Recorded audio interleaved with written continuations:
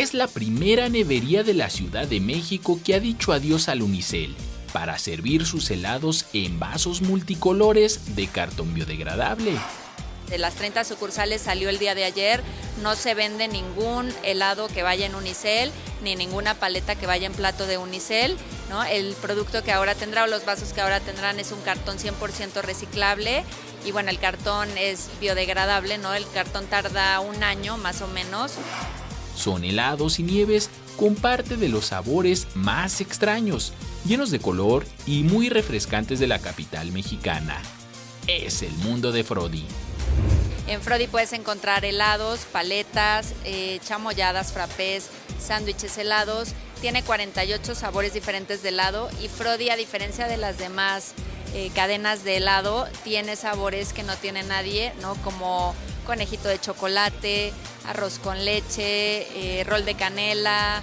El trabajo artesanal de una familia de heladeros mexicanos fue llevado desde la zona del Ajusco hace más de una década a todos los habitantes de la ciudad, ávidos de encontrar, para deleitar su paladar, sabores nunca antes explorados.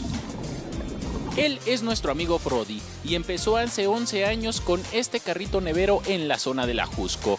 Hoy cuenta con 31 sucursales y una variedad de 48 sabores.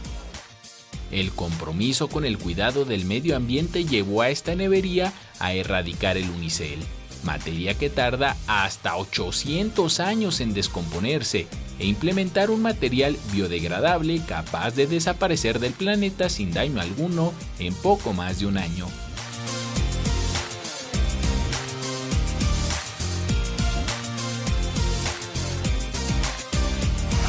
Vendemos nieves hechos a base de agua y helados que están hechos de leche.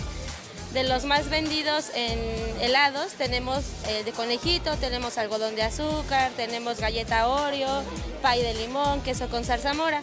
En nieves manejamos mango, limón, vino tinto, maracuyá, guanábana.